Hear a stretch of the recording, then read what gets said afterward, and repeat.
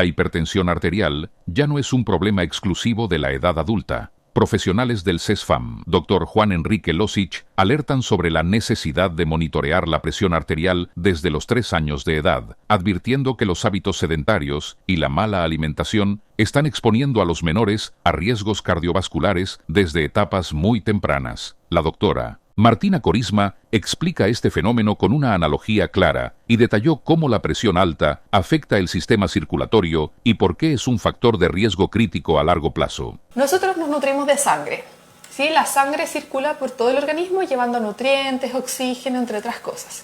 El corazón es una bomba que al apretarse expulsa la sangre a través de nuestros vasos sanguíneos. Los vasos sanguíneos son unas especies de cañerías. Las que salen del corazón se llaman arterias y las que regresan se llaman venas. Y son unas cañerías muy flexibles, entonces permiten que la sangre circule libremente. Cuando hablamos de hipertensión, hablamos de que estas cañerías están muy estiradas o muy rígidas. La sangre ejerce una presión muy fuerte sobre ellas.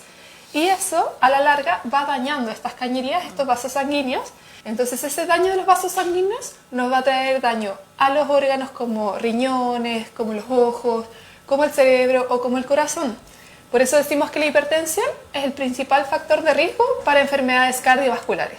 Infartos, enfermedad renal crónica, accidentes vasculares, entre otros. El diagnóstico infantil es distinto al adulto y requiere precisión. La enfermera María Loreto Bruna explica que no basta con una sola medición. Empezamos a hacer esta toma desde los 3 años hasta ya su vida adulta. Pero es muy diferente los niveles de presión arterial en niños que en adultos, porque nosotros conocemos que los estándares, como nosotros hablamos de una hipertensión arterial en adulto cuando pasamos los 140 con 90. Exacto. Ese es el conocido como rango. Pero en los niños varía. Nosotros utilizamos tablas especializadas desde los 3 años hasta los 12 años que van según la talla del niño. Entonces yo mido al niño, le tomo su presión y ahí tengo que identificar en qué percentil lo encontramos. Tenemos el normal, en donde ahí no hacemos ningún tipo de derivación, y ya después del percentil 90 que nos sale en la tabla, hablamos de una prehipertensión. Si nosotros como enfermeros vemos esos rangos ya en prehipertensión, tenemos que hacer de nuevo una toma de presión arterial, porque de repente el niño puede estar nervioso, estresado, puede estar llorando, que es muy común en los niños. Claro. Entonces ahí no sale alterada inmediatamente. Entonces tenemos que tranquilizar al niño y volver a tomar la presión.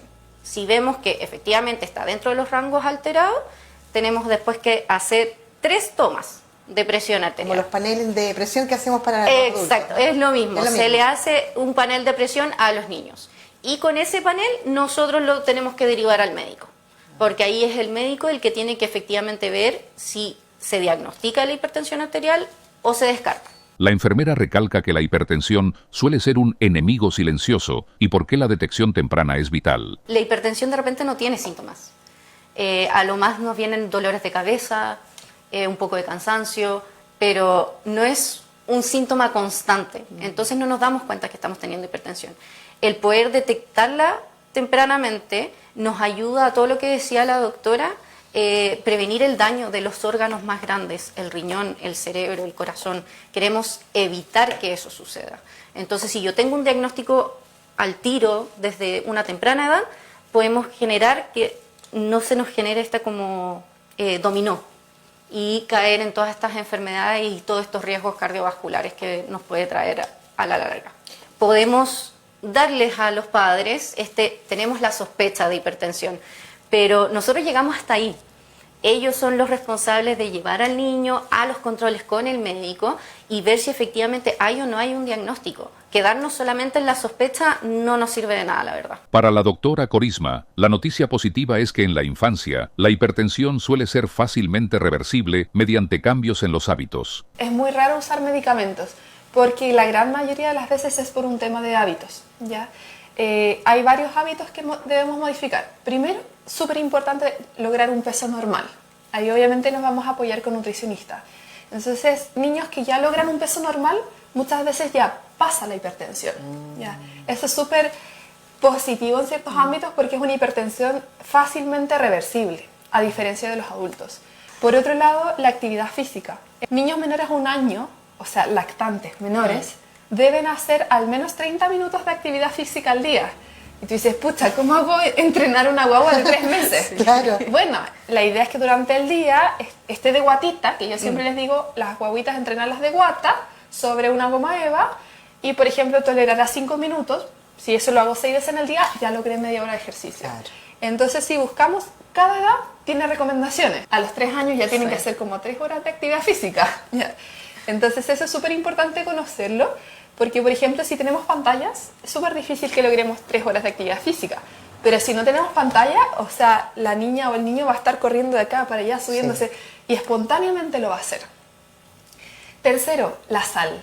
Así como los adultos indicamos bajar la sal, en niños también es súper importante.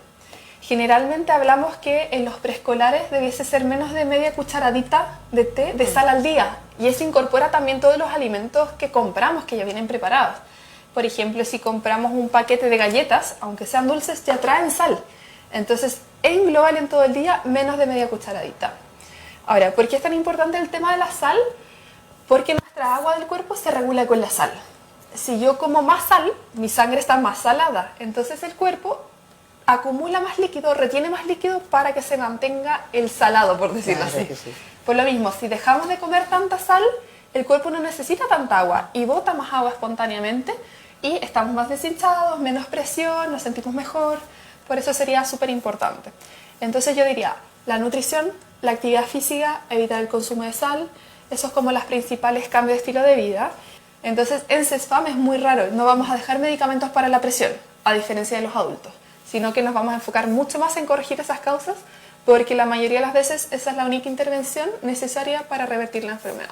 Incluso el tema del peso, por ejemplo, una guaguita de 1 año que tiene obesidad, pero que a los 3 años ya logra un peso normal, ya tuvo obesidad, ya su cuerpo tuvo algunos cambios genéticos, o sea, en su conformación, que le van a predisponer a enfermedades crónicas el resto de su vida. Entonces eso implica que estamos como con muy poco tiempo de actuar. O sea, todos los niños, los bebés y los escolares, mientras antes actuamos mejor, porque incluso aunque después en la adolescencia podamos revertir estas cosas, revertir la obesidad, su cuerpo ya fue formado en la enfermedad y va a tener mucho más riesgo de enfermedades a futuro.